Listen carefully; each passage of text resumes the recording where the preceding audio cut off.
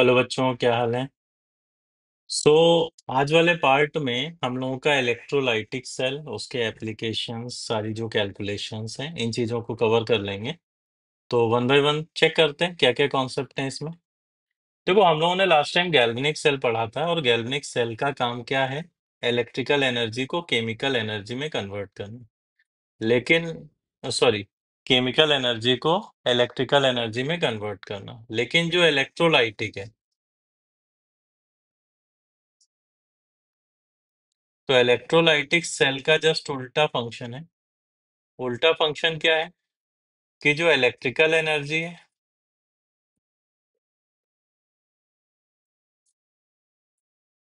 उसको हम इसकी मदद से कन्वर्ट करते हैं केमिकल एनर्जी में।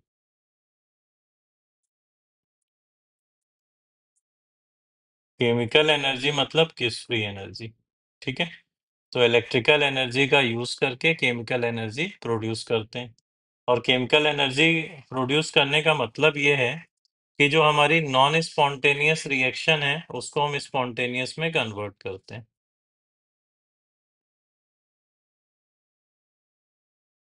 तो नॉन स्पॉन्टेनियस रिएक्शन को स्पॉन्टेनियस में। तो ये फंक्शन है बेसिकली इलेक्ट्रोलाइटिक सेल का। अब मैं एक इलेक्ट्रोलाइटिक सेल का बेसिक एग्जांपल लेके आपको एक्सप्लेन कर देता हूँ, ताकि अगर किसी तरह का कोई कंफ्यूजन हो तो वो क्लियर हो जाए, ताकि आगे कॉन्सेप्ट समझने में आसानी रहे।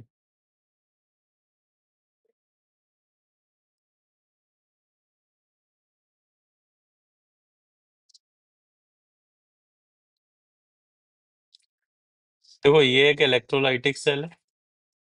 इसमें हमने एक एक्सटर्नल इलेक्ट्रिक सोर्स लगाया हुआ है।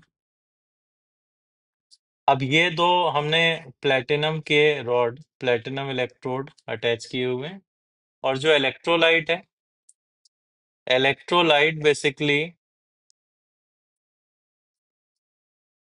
मोल्टेन NaCl है।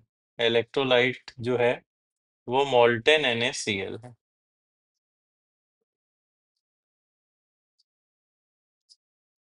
इसका मतलब अंदर कैटायन Na+ और एनायन Cl- हमें दिखेगा। अब देखो, बैटरी जैसे लगाई हुई है, इससे अगर नोटिस करो तो करंट फ्लो का डायरेक्शन ये होना चाहिए। और करंट फ्लो का डायरेक्शन अगर ये है, तो इलेक्ट्रॉन फ्लो का डायरेक्शन क्या होगा? उल्टा। और इलेक्ट्रॉन फ्लो का डायरेक्शन उल्टा, तो दैट मीन्स बैटरी जो है बेसिकली इस वाली रॉड से इलेक्ट्रॉन ले रही है और इस वाली को सप्लाई कर रही है। पंप का काम कर रही है सिंपली बैटरी, इससे इलेक्ट्रॉन ले रही है और इसको सप्लाई कर रही है। अब जब राइट वाली से इलेक्ट्रॉन लेगी बैटरी, तो इस पे क्या चार्ज आ जाएगा? पॉजिटिव। लेफ्ट वाली रॉड को देगी इलेक्ट्रॉन, तो इस पर आ जाएगा नेगेटिव चार्ज। अब ये जो पॉजिटिव रॉड है, ये नेगेटिव आयन को अपनी तरफ खींचेगी। और नेगेटिव आयन को अपनी तरफ खींचेगी, तो नेगेटिव आयन इस रॉड पे जाके क्या होंगे? डिस्चार्ज होंगे। सिमिलरली ये नेगेटिव रॉड क्या करेगी? पॉजिटिव आयन को अपनी तरफ खींचेगी, और पॉजिटिव आयन इस रॉड पे जाके डिस्चार्ज होंगे। तो जो सोडियम आयन है वो डिस्चार्ज होंगे, मतलब इलेक्ट्रॉन लेंगे अपनी रॉड से और डिपॉजिट हो जाएंगे Na सॉलिड की फॉर्म में। एंड सिमिलरली Cl जो है वो अपनी रॉड को इलेक्ट्रॉन देगा, और इलेक्ट्रॉन दे के ऑक्सीडाइज हो जाएगा Cl2 की फॉर्म में। तो ये प्रोसेस चल रहा है। अब जिस रॉड पे रिडक्शन होता है उसको हम बोलते हैं कैथोड, जिस पर ऑक्सीडेशन होता है उसको हम बोलते हैं एनोड। ध्यान से ये बात देखना कि इलेक्ट्रोलाइटिक सेल में कैथोड जो है वो नेगेटिवली चार्ज्ड है, एनोड जो है वो पॉजिटिवली चार्ज्ड है। और कैथोड एनोड पे ये रिएक्शन चल रही है। तो अगर यहाँ नेट सेल रिएक्शन हम चेक करें, तो नेट सेल रिएक्शन है Na+ प्लस Cl- से Na solid plus half Cl2। Electron cancel हो जाएगा एक एक। This is net cell reaction. अब अगर नोटिस करो तो सोडियम की इलेक्ट्रॉन निकालने की टेंडेंसी होती है, Cl की इलेक्ट्रॉन लेने की टेंडेंसी होती है। इसका मतलब ये जो रिएक्शन लिखी है ये लेफ्ट डायरेक्शन में स्पॉन्टेनियस होती है। लेकिन अभी क्या हो रहा है, अभी रिएक्शन को हम उल्टी डायरेक्शन में चला रहे हैं, राइट साइड भेज रहे हैं। तो राइट साइड वाली डायरेक्शन थी नॉन स्पॉन्टेनियस। तो कुल मिला के ये इलेक्ट्रिकल एनर्जी सप्लाई करके हमने नॉन स्पॉन्टेनियस रिएक्शन को स्पॉन्टेनियस में कन्वर्ट कर दिया। पॉइंट क्लियर है? तो इस तरीके से ये इलेक्ट्रोलाइटिक सेल काम करती है। अब यहाँ पर एक दो बेसिक चीजें आपको पता होनी चाहिए, जो मैं जस्ट एक बेसिक आइडिया ही दूंगा उसमें। कि एक तो कि जो कंडक्शन है, कौन कौन से फैक्टर हैं उसको अफेक्ट करते हैं। कंडक्शन ऑफ इलेक्ट्रोलाइट,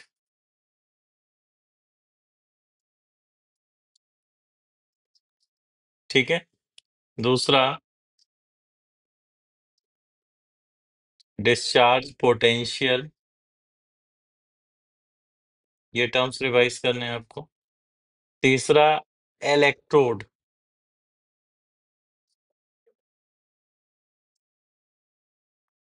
भाई इलेक्ट्रोड की दो कैटेगरी होती है, इनर्ट एंड नॉन इनर्ट या एक्टिव।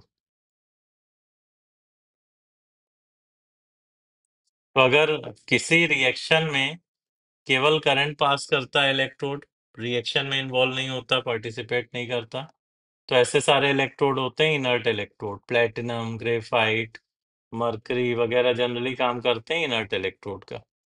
और नॉन इनर्ट क्या है? जो करंट भी पास करे एज वेल एज रिएक्शन में भी पार्टिसिपेट करे, तो ऐसे इलेक्ट्रोड होते हैं नॉन इनर्ट इलेक्ट्रोड। क्लियर है? कोई भी मेटल का जनरल उठा लो इलेक्ट्रोड, वो नॉन इनर्ट नेचर का होता है। डिस्चार्ज पोटेंशियल क्या है? भाई डिस्चार्ज पोटेंशियल ये है कि मान लो ये इलेक्ट्रोलाइटिक सेल में बैटरी लगाई और इसका पोटेंशियल था जीरो। तो पोटेंशियल जीरो था तो क्या कोई भी आयन मूव करेगा इलेक्ट्रोड की तरफ? नहीं। लेकिन अगर पोटेंशियल की वैल्यू हम बढ़ाना शुरू करें, तो मान लो 0.0000001 कर दी, तब भी नहीं मूवमेंट दिखेगा। तो एक मिनिमम वैल्यू पोटेंशियल की जिस पर आयन का मूवमेंट हमें ऑब्जर्व होने लगता है, that minimum value is called as discharge potential. Minimum potential जो आयन को डिस्चार्ज होने के लिए रिक्वायर है, that value is discharge potential. उतना पोटेंशियल अगर सप्लाई करते हो, लगाते हो, या उससे ज्यादा अप्लाई करते हो, तो उस केस में आयन पर्टिकुलर इलेक्ट्रोड पर डिस्चार्ज होगा, अदरवाइज नहीं होगा। ठीक है, तो that value is called discharge potential. एक पॉइंट ये पता होना चाहिए, बहुत इंपॉर्टेंट है। वाटर की अगर इलेक्ट्रोलाइसिस करें क्या होगा?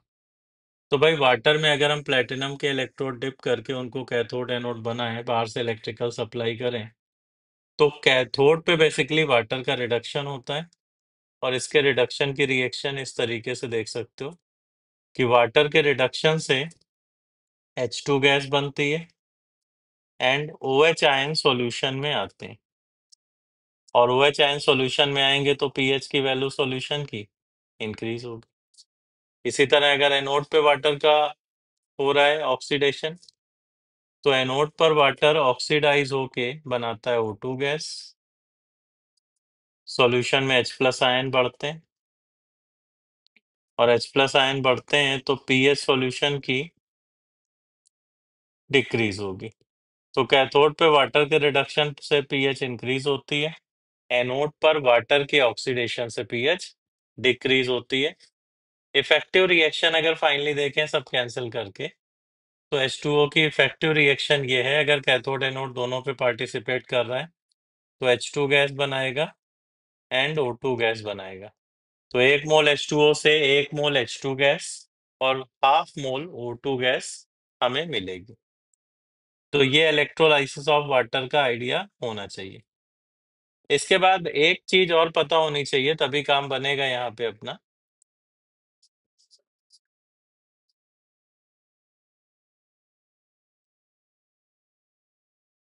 Electrochemical series.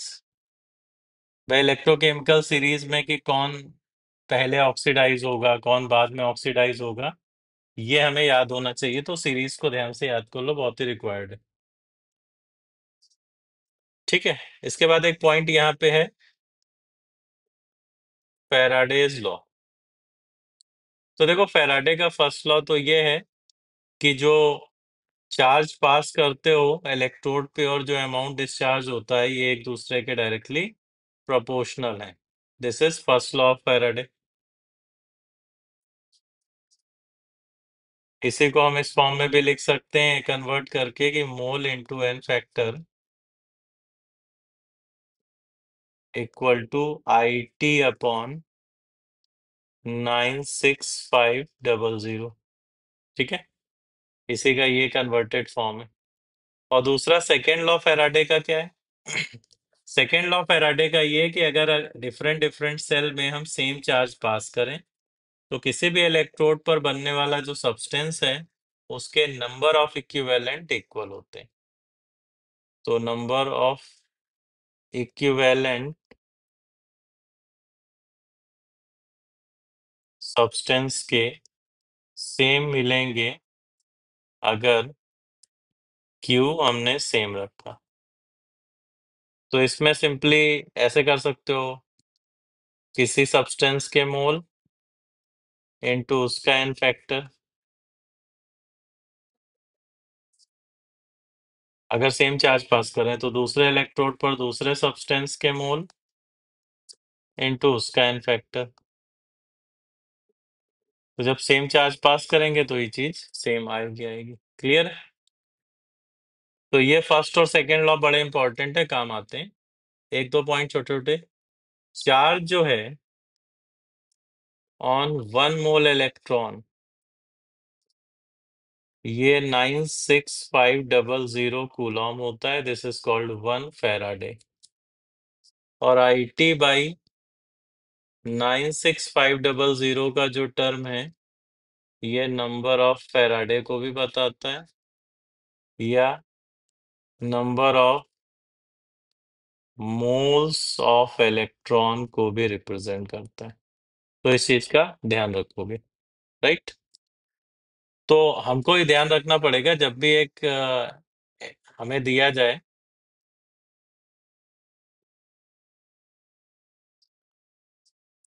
Electrolysis of aqueous A B. मान लो हमने ऐसे ही कोई जनरलाइज वे में सॉल्ट ले लिया, aqueous solution salt A B का, इसकी इलेक्ट्रोलाइसिस कर रहे हैं यूजिंग प्लैटिनम। प्लैटिनम इनर्ट है तो वो रिएक्शन में पार्टिसिपेट नहीं करेगा। अच्छा, नॉन इनर्ट इलेक्ट्रोड कभी भी हम यूज करते हैं तो ज्यादातर केसेस में तुम्हें ऑब्जर्व होगा कि एनोड जो नॉन इनर्ट बनाया है उस पर ऑक्सीडेशन शुरू हो जाता है। तो इस चीज को दिमाग में रखना। अब यहाँ अगर इलेक्ट्रोलाइसिस लिखनी है तो सीरीज का हमें ध्यान रखना पड़ेगा। कैथोड पे रिडक्शन के लिए A+ और H2O दो कंपोनेंट है, और एनोड पे ऑक्सीडेशन के लिए B- और H2O दो कंपोनेंट है। अब हमें चेक करना पड़ेगा कि किसका पोटेंशियल ज्यादा है, मतलब है, और किसका कम, किसकी टेंडेंसी ज्यादा है किसकी कम, ये इलेक्ट्रोकेमिकल सीरीज से। मान लो A+ की टेंडेंसी ज्यादा है H2O से, तो फिर H2O नहीं A+ पार्टिसिपेट करेगा।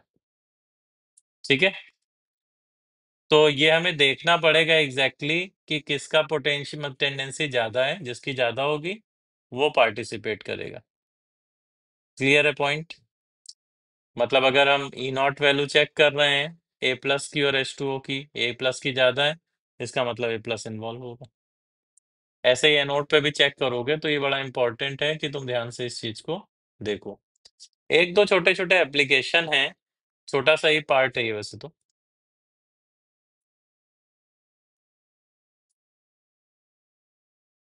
एप्लीकेशन में देखो, एक तो एप्लीकेशन है इलेक्ट्रोप्लेटिंग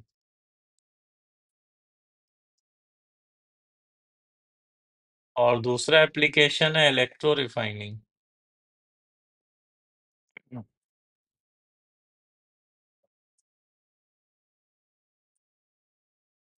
इलेक्ट्रोप्लेटिंग तो क्या है कि भाई किसी एक मेटल की कोटिंग अगर दूसरी मेटल के ऊपर कर रहे हैं using process of electrolysis, then this is called as electroplating. किसी एक मेटल की कोटिंग दूसरे के ऊपर कर रहे हैं using process of electrolysis, then this is electroplating. अब इसमें कैथोड एनोड किसको बनाते हैं वो ध्यान से सुन लो।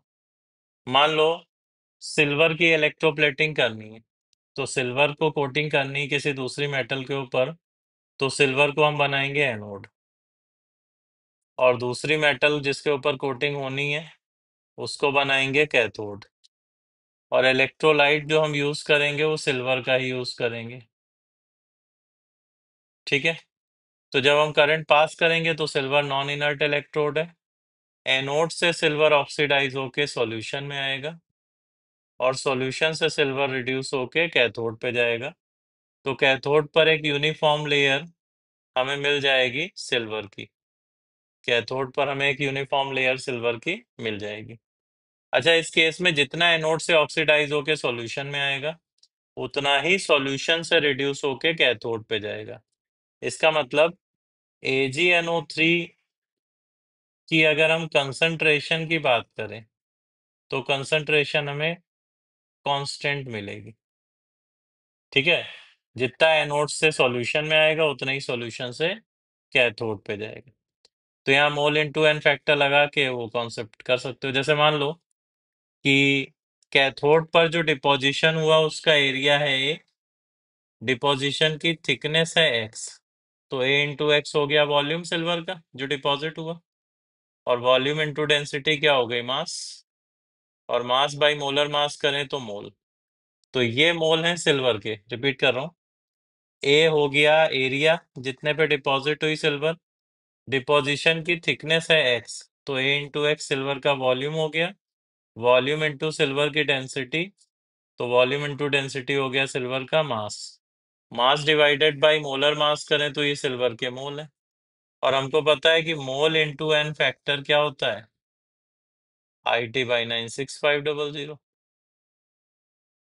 तो इस तरीके से अप्लाई कर सकते हो सीधा सीधा फार्मूला, थिकनेस एरिया वगैरह जो कुछ कैलकुलेट करना हो वो इलेक्ट्रोप्लेटिंग में निकल आएगा। अच्छा, इलेक्ट्रो रिफाइनिंग क्या है, थोड़ा थोड़ा मिलता जुलता ही है। जैसे इलेक्ट्रो रिफाइनिंग में हम क्या करते हैं, प्यूरिफिकेशन करते हैं using electrolytic cell.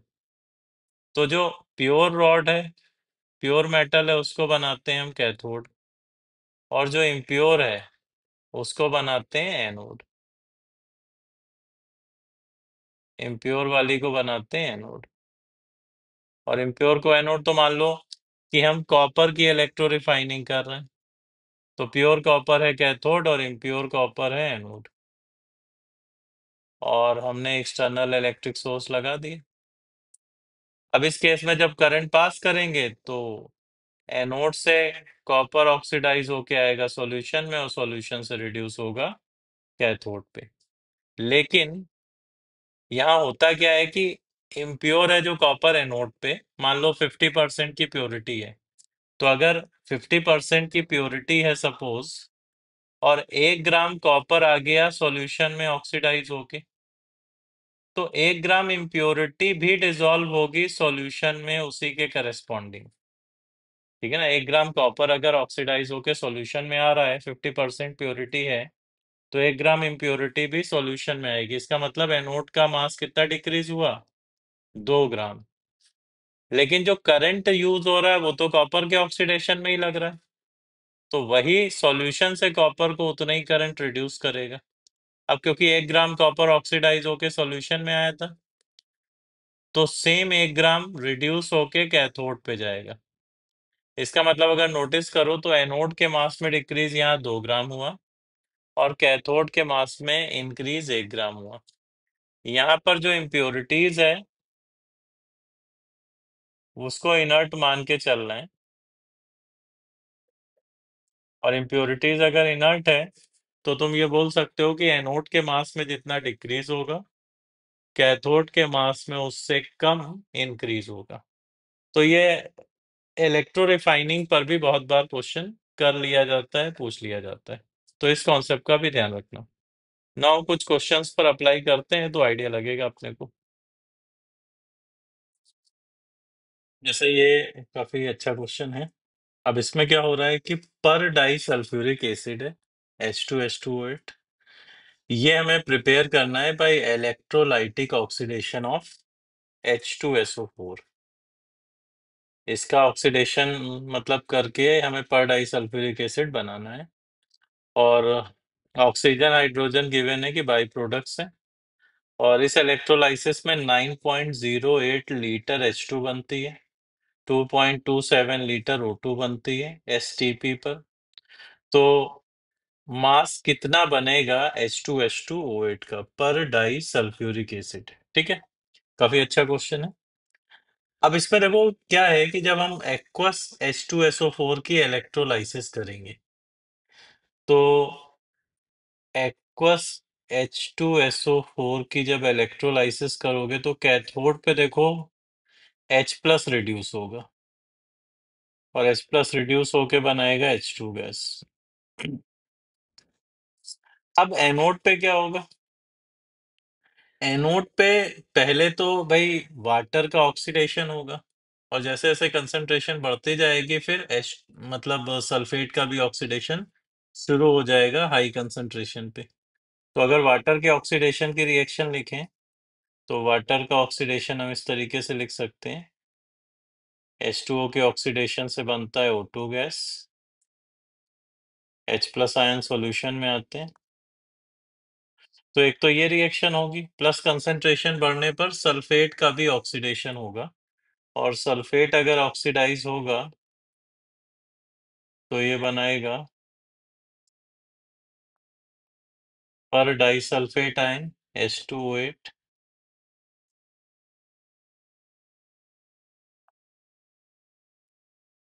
Plus 2 electron.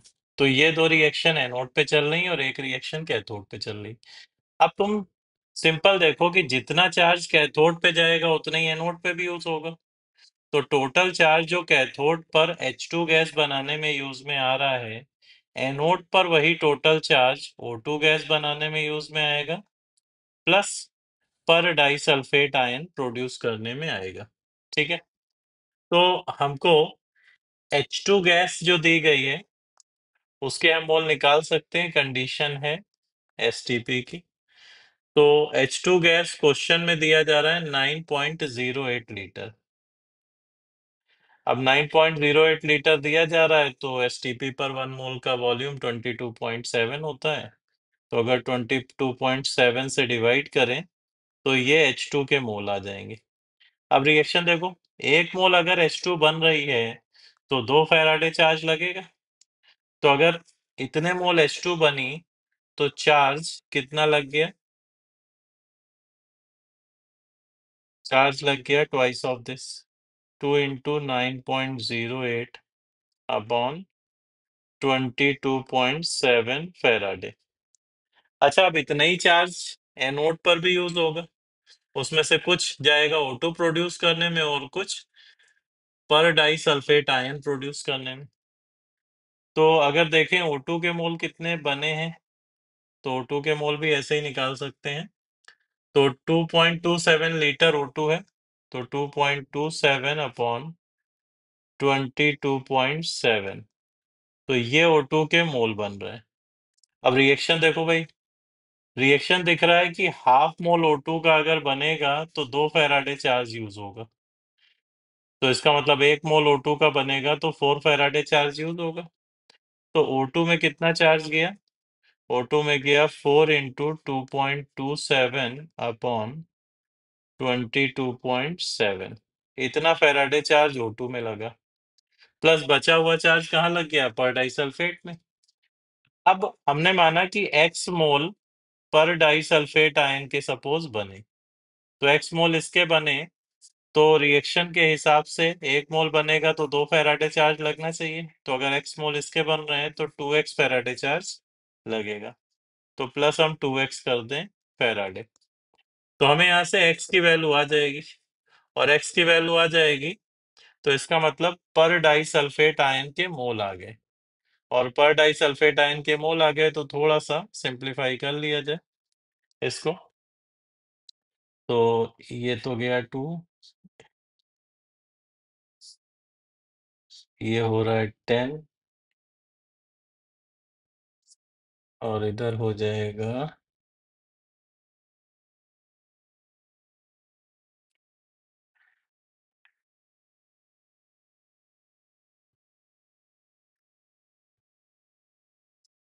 ये 0.4 हो रहा है लेफ्ट वाला,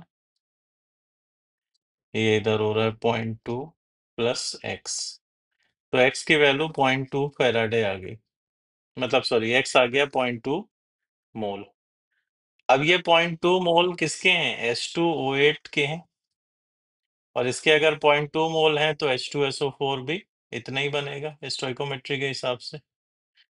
सॉरी, H2H2O8 इतना बनेगा, तो H2H2O8 के 0.2 मोल हमें दिख रहे हैं। और क्वेश्चन में लेकिन मास पूछा गया, तो मास चेक कर लेते हैं मोलर मास से मल्टीप्लाई करके। तो मोलर मास कितना हो गया इसका?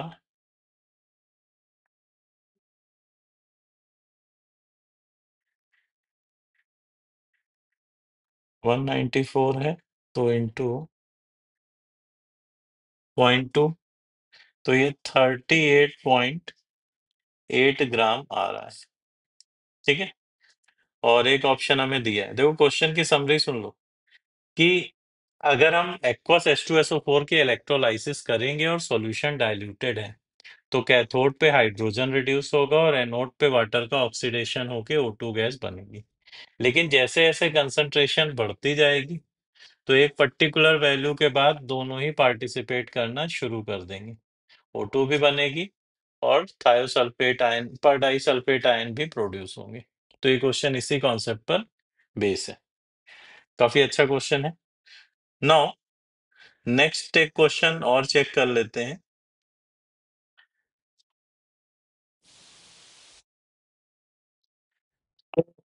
अगला क्वेश्चन जो है वो रिफाइनिंग पर है, इलेक्ट्रो रिफाइनिंग, काफी इंपॉर्टेंट मेथड है, मेटलर्जी में भी कैलकुलेशन होती है इसकी। तो यहाँ पर इलेक्ट्रो रिफाइनिंग हो रही है सिल्वर की। अब सिल्वर की इलेक्ट्रो रिफाइनिंग अगर कर रहे हैं, तो एनोड जो है उसमें बेसिकली प्योरिटी जो है वो हमको दी जा रही है 60% की। इसका मतलब 60% प्योर सिल्वर है, इसको एनोड बोल लेते हैं, इसको कैथोड बोल लेते हैं। अब ये है 60% प्योर, बाकी इम्प्योरिटी। अब जो चार्ज हम पास करेंगे, चार्ज क्या करेगा? सिल्वर को ही ऑक्सीडाइज करेगा, इम्प्योरिटी को नहीं।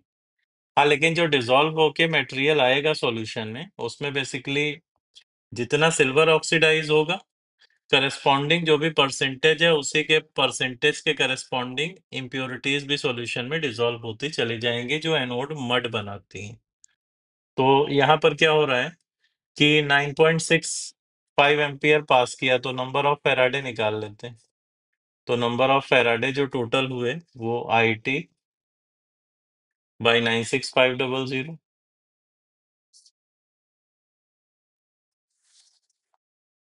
ये आ गए। तो अगर देखें तो ये 100, तो ये 0.36 फेराडे आ गया चार्ज। अब चार्ज अगर 0.36 फेराडे है, तो एनोड पे सिल्वर देखें कितना ऑक्सीडाइज होगा। तो Ag सॉलिड बनाएगा ऑक्सीडाइज होके Ag प्लस प्लस इलेक्ट्रॉन। तो 1 फेराडे से 1 मोल सिल्वर ऑक्सीडाइज होता है, तो 0.36 फेराडे अगर चार्ज है, तो 0.36 मोल सिल्वर के ऑक्सीडाइज होंगे। अब 0.36 मोल का मतलब है कि जो मास है सिल्वर का वो ऑक्सीडाइज होगा इनटू मोलर मास। तो ये 38.88 ग्राम ये सिल्वर ऑक्सीडाइज होगा। अब इम्प्योर सिल्वर कितना है? 60% है, और 60% है तो टोटल मास सॉल्यूशन में कितना आएगा वो देखें।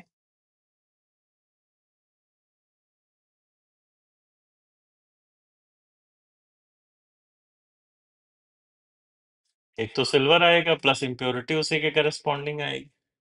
तो 38.88 जो है वो 60% के करस्पॉन्डिंग है, तो 100% के करस्पॉन्डिंग मास कितना होगा?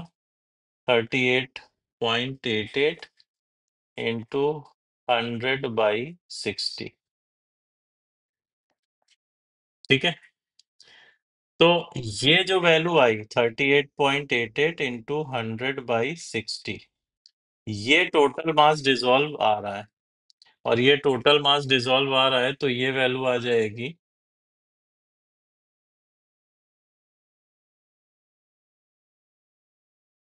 64.8। इसका मतलब ये जो मास है वो सिल्वर जो ऑक्सीडाइज होके आया है प्लस इम्प्योरिटी, उसी परसेंटेज में ये सॉल्यूशन में डिसॉल्व होके आई है, तो ये टोटल मास है जो रॉड से कम हुआ। अब इतना अगर कम हो गया तो फाइनल कितना मास होगा एनोड का? फाइनल मास एनोड का जो होगा, that is original mass minus dissolve.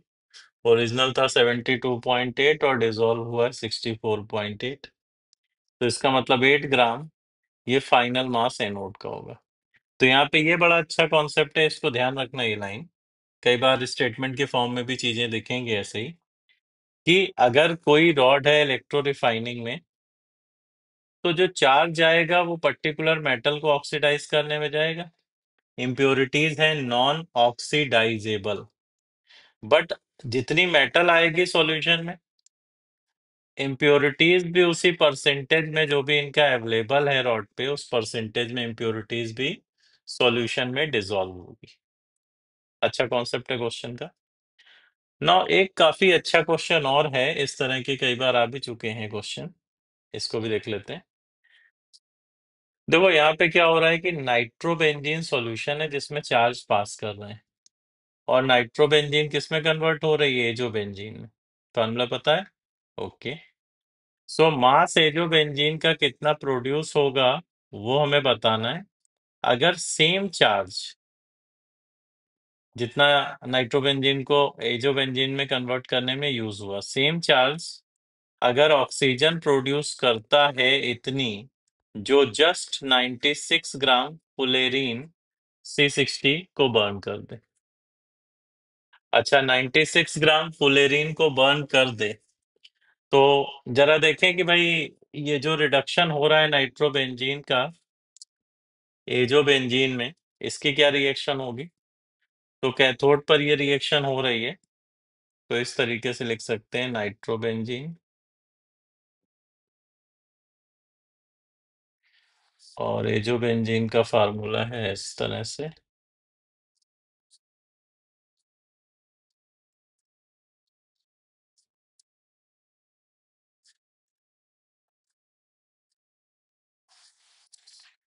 ठीक है।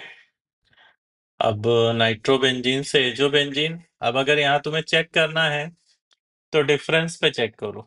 मतलब क्या होता है तरीका, कि नाइट्रोबेंजीन को अगर हम लिख रहे हैं तो ऐसे लिख रहे हैं, ये टेक्निक देख लेना भाई, काम की है। मतलब हमने जस्ट बॉन्ड शो कर दिए, कैसे एंगल वगैरह कुछ नहीं मेजर। तो देखो यहाँ डिफरेंस क्या हुआ, बेंजीन वाला पार्ट तो सेम है, नाइट्रोजन से अदर जो बॉन्ड बन रहे थे बस वो फर्क आया।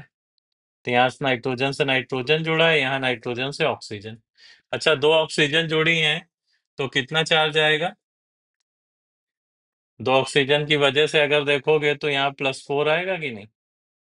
अब ये +4 आएगा, लेकिन यहाँ पे तो नाइट्रोजन ही जुड़ा है, तो इसकी वजह से 0 आएगा। एक साइड बेंजीन है, वहां का चार्ज तो देखो सेम है, डिफरेंस वाला पॉइंट है केवल ये। तो यहाँ से ऑक्सीजन की वजह से +4 आएगा, जबकि यहाँ नाइट्रोजन जुड़ गया तो 0 आएगा। इसका मतलब +4 से 0, 4 इलेक्ट्रॉन का चेंज हो रहा है, और ये दो नाइट्रोजन है, तो कितना हुआ? 8 इलेक्ट्रॉन का चेंज हुआ। तो ये 8 इलेक्ट्रॉन ले रहा है,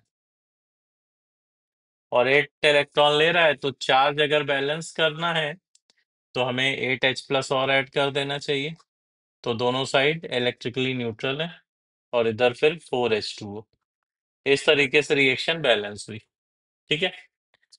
और ऑक्सीजन जो बनेगी वो ऐसे हम लिख सकते हैं, ऑक्सीजन के फॉर्मेशन की एनोड पे रिएक्शन, कि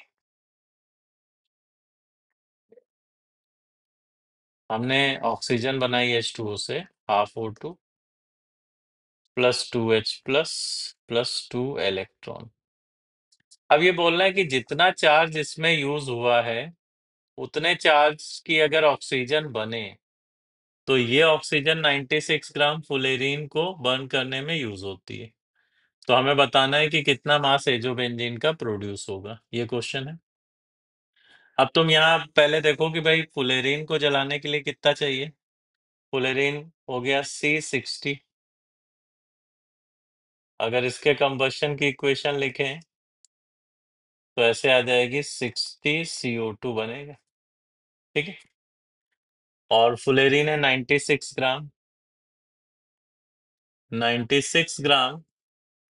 और मोलर मास अगर देखोगे तो एक कार्बन का 12, तो 12 × 60। तो इतने मोल फुलेरीन के हैं। तो O2 के कितने लगेंगे?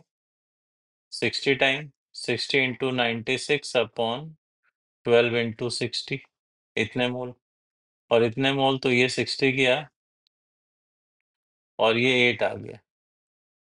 इसका मतलब 8 मोल ऑक्सीजन की रिक्वायरमेंट है। अब रिएक्शन देखो ऑक्सीजन वाली। हाफ मोल अगर बना रहे हो तो 2 फैराडे चाहिए। तो अगर 8 मोल बना रहे हो ऑक्सीजन बनानी पड़ेगी तो कितनी चाहिए? 32 फैराडे चाहिए रिएक्शन से। अब ये 32 फैराडे नाइट्रोबेंजीन को रिड्यूस करने के काम आ रहा है। अब नाइट्रोबेंजीन को रिड्यूस करने के काम आ रहा है तो 8 फैराडे से 1 मोल एजोबेंजीन बनता है। तो 32 फैराडे से कितनी बनेगी? 4 मोल बनेगी। अब 4 मोल एजोबेंजीन बन रही है। अब 4 मोल एजोबेंजीन अगर बन रही है तो कितना मास इसका बनेगा? Mole into molar mass. तो हम अगर मास निकालें तो 4 इसका मोलर मास कर दें। ठीक है। मोलर मास इसका कितना आएगा जरा चेक करो भाई। इसका मोलर मास आएगा, दो नाइट्रोजन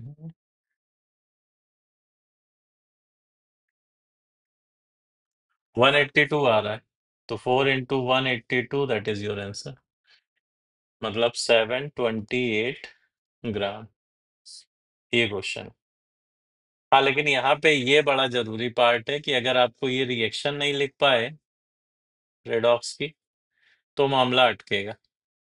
इसका मतलब इलेक्ट्रोकेमिस्ट्री में अगर देखोगे तो रेडॉक्स का भी यूज आता है, क्योंकि बहुत सारे कॉन्सेप्ट रेडॉक्स के इलेक्ट्रो के साथ चलते हैं। तो अच्छा करना है तो रेडॉक्स के साथ इसको कनेक्ट करना सीखो, बहुत बार बैलेंस करने रिएक्शन में जरूरत पड़ेगा। ठीक है भाई। ओके।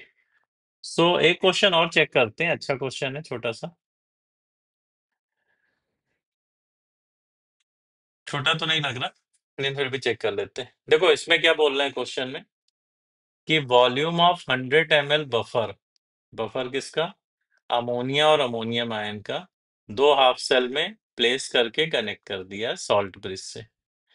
और करंट 1.5 एम्पियर का पास किया 20 मिनट तक। तो इलेक्ट्रोलाइसिस वाटर की हुई और इलेक्ट्रोड की रिएक्शन राइट लेफ्ट ये दो दे दी। तो पीएच बताना है कि किसका कम हुआ किसका ज्यादा हुआ। ठीक है भाई। तो इसमें अगर तुम सिंपली देखोगे कि राइट जैसे ऑब्जर्वेशन ही है तो एक ये हाफ सेल है, मैं बना देता हूँ समझाने के लिए। एक तो ये हाफ सेल है, दूसरा हाफ सेल ये है, और इनमें हमने सपोज प्लेटिनम की रॉड डिप कर रखी है और इनको कनेक्ट किया हुआ है। ठीक है। अब कनेक्ट किया हुआ है तो हम इनको क्या कर रहे हैं कि इलेक्ट्रोलाइसिस करा रहे हैं इसके अंदर वाटर की। दोनों में सेम बफर है।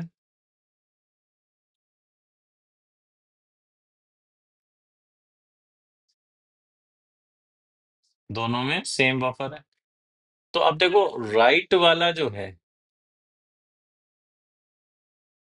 उसमें तो बेसिकली वाटर की जो इलेक्ट्रोलाइसिस हो रही है उससे OH आयन बन रहा है। OH आयन की कंसंट्रेशन बढ़ती जा रही। और लेफ्ट वाले में H आयन बन रहा है। मतलब एच की कंसंट्रेशन बढ़ती जा रही है।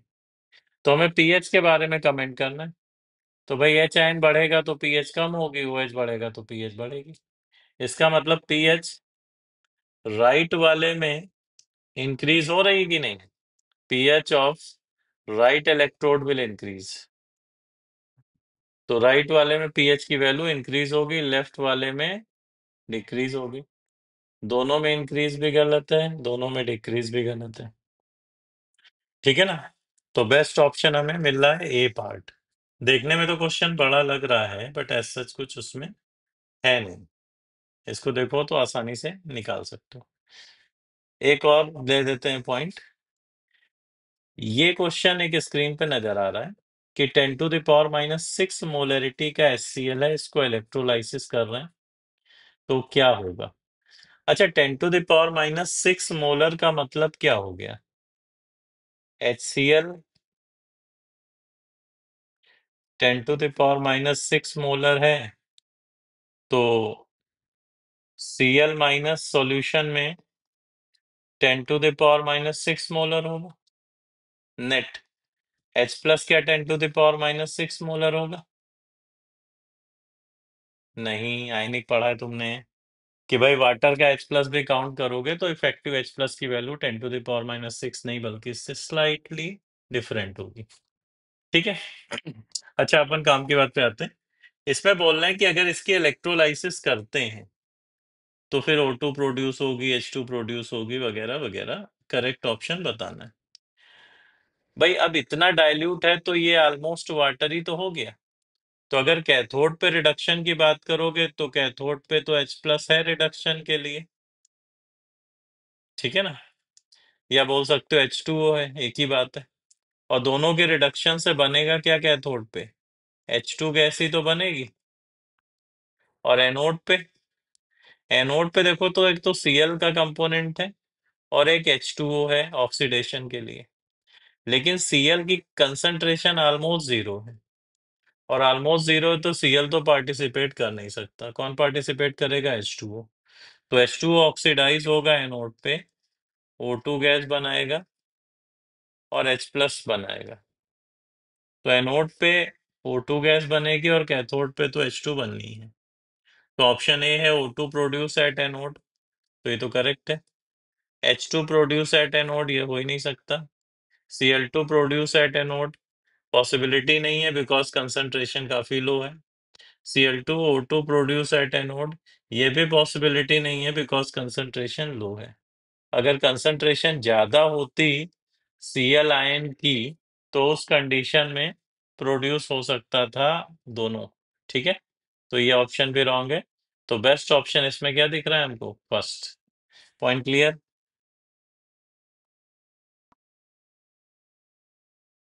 ये लेड स्टोरेज बैटरी का कॉन्सेप्ट जो है वो काफी इम्पोर्टेंट है, तो इसको जेई एडवांस के पॉइंट ऑफ व्यू से जरूर एक बार पढ़ लें। तो ये क्वेश्चन जब देखें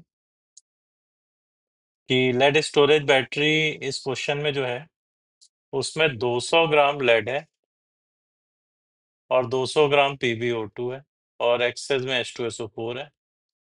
अब ये पूछ रहे हैं कितने टाइम तक 10 एम्पियर का करंट विदाउट रिचार्जिंग ये डिलीवर कर सकती है, और if it is possible to operate it so that reaction goes to completion।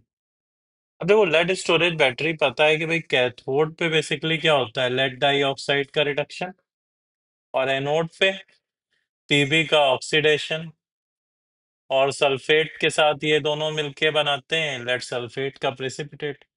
तो नेट जो रिएक्शन है, सेल रिएक्शन, वो इस तरीके से है। ये याद होनी चाहिए रिएक्शन ही पूरी, क्योंकि यूज आती है बहुत ज्यादा, कि Pb एनोड पे और PbO2 कैथोड पे, ये फाइनली कन्वर्ट होते हैं PbSO4 में।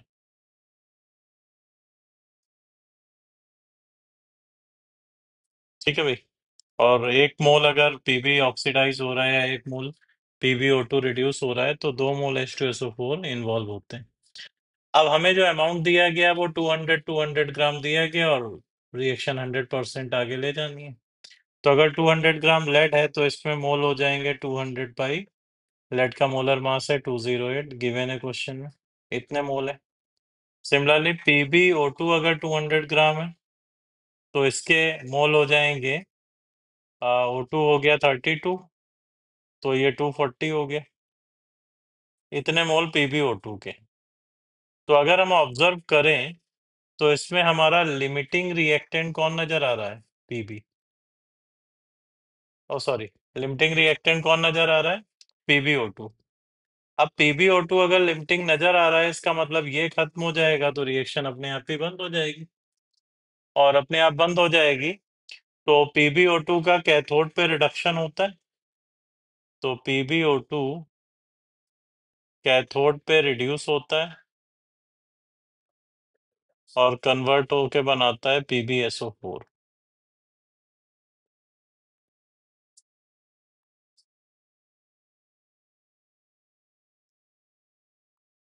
ठीक है, PbO2 से बनता है PbSO4। और अगर चार्ज बैलेंस करोगे तो यहाँ हमें चाहिए 4H+, और इधर 4H+ तो प्रोडक्ट साइड 2H2O। भाई रेडॉक्स में जो बैलेंसिंग की टेक्निक थी वो हमें ध्यान रखनी पड़ेगी। अब यहाँ रिएक्शन में दिख रहा है कि 1 मोल PbO2 के लिए 2 फैराडे चार्ज चाहिए, तो अभी गिवन मोल के लिए नंबर ऑफ फैराडे जो रिक्वायर हैं वो होंगे ट्वाइस, दैट इज 2 इंटू 200/240।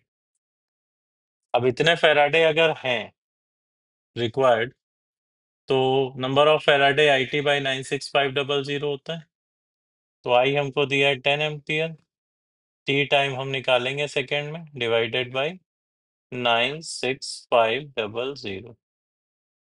ठीक है भाई, तो ये अगर हम थोड़ा सिंप्लीफाई करें तो टी की वैल्यू आ रही है 96500 डिवाइडेड बाई 6 सेकेंड्स में। ठीक है, और ऑप्शन हमें चारों सेकेंड्स में ही दिए हैं, तो ये वैल्यू इफेक्टिवली हमारी पहुंचेगी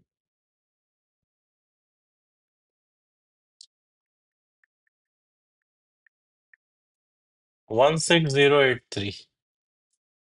So this is 16083.33। तो ये फाइनली आ रहा है अपना आंसर जो ऑप्शन ए है। तो लेड स्टोरेज बैटरी का कॉन्सेप्ट इंपॉर्टेंट है ये एडवांस के पॉइंट ऑफ व्यू से, तो इसकी रीडिंग जरूर प्रॉपर तरीके से लगाएं।